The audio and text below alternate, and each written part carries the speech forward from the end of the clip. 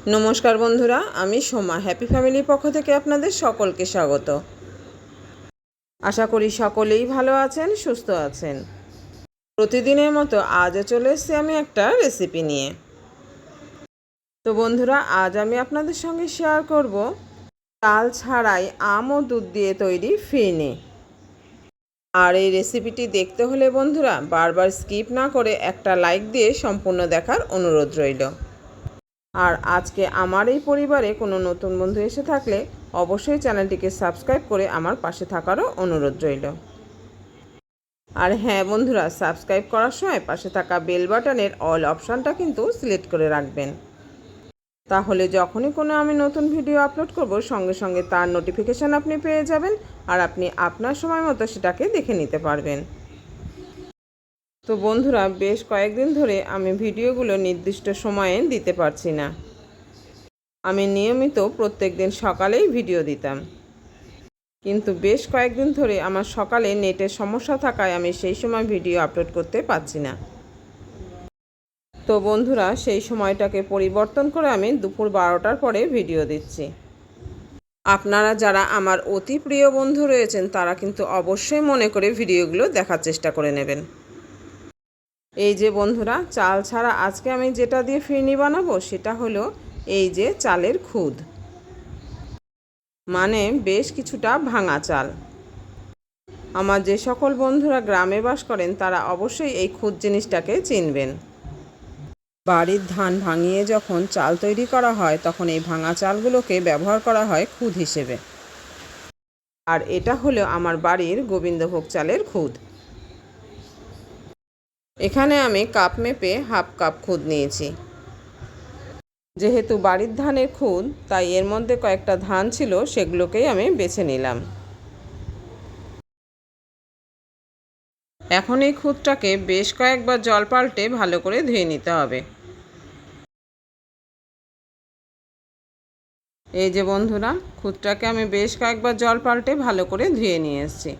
এখন সামান্য একটু জল দিয়ে আমি এটাকে ঢাকা চাপা দিয়ে রাখলাম 30 মিনিটের জন্য। এই যে আমি এখানে একটা ঢাকা চাপা দিয়ে রাখলাম 30 মিনিটের জন্য। ফিরে এলাম 30 মিনিট পর। 30 মিনিট পর আমি ঢাকাটাকে খুলে নিলাম। এখন উপর থেকে আমি অতিরিক্ত জলটাকে ফেলে দেব। এখানে আমি অতিরিক্ত জলটাকে ফেলে দিয়েছি আর সামান্য একটু জল রেখেছি যেটা দিয়ে এটাকে পেস্ট করে নেব। এই জল সমেত চালটাকে আমি দিয়ে দিলাম একটা মিক্সি জারে। এখন এই চালটাকে আমি খুব সুন্দর করে পেস্ট করে নেব। একেবারে ফাইন পেস্ট করতে হবে না, একটু দানা দানা থাকলেও হবে।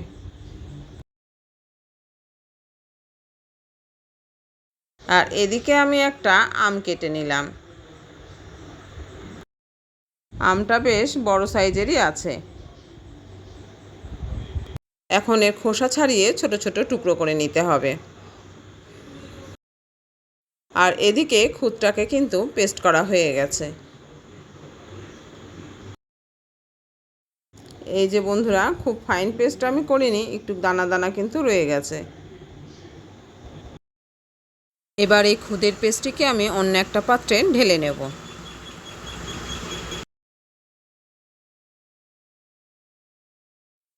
এখানে এই বাটিটার মধ্যে আমি খুদের পেস্টটিকে ঢেলে নিলাম।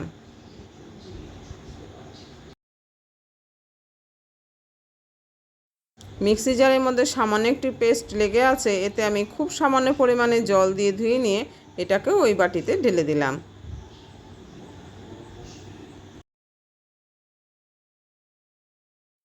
এবার এই মিক্সি জারের মধ্যে আমি কেটে রাখা আমের টুকরোগুলোকে দিয়ে দেব।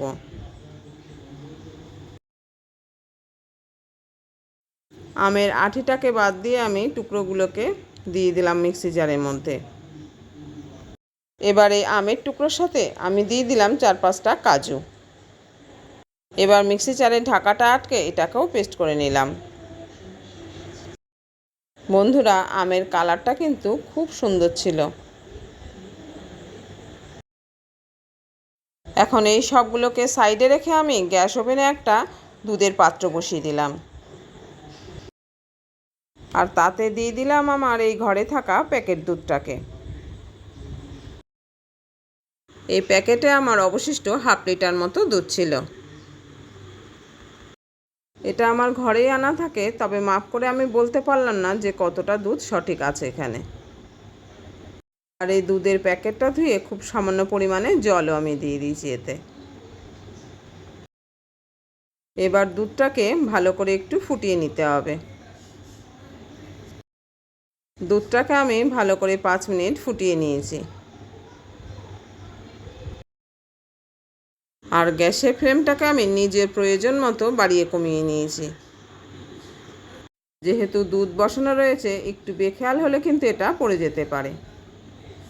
এবার গরম দুধের মধ্যে দিয়ে দেবো আমি এই খুদের পেস্টটিকে। আর দুধের মধ্যে দেওয়ার আগে এটাকে আমি চামচ দিয়ে ভালো করে নাড়িয়ে নিলাম। আপনারা দেখতেই পেলেন বন্ধুরা, আমি কিন্তু খুদের পেস্টটিকের মধ্যে দিয়ে দিয়েছি, আর দেওয়ার সাথে সাথে এটাকে নাড়াতে হবে, না হলে তলায় লেগে যাবে। এখন এটাকে প্রায় 10 মিনিট ধরে কুক করে নিতে হবে। আর যতক্ষণ না এটা খুব ভালো করে কুক হয়ে যাচ্ছে, ততক্ষণ এটাকে কিন্তু সমানে নেড়ে যেতে হবে।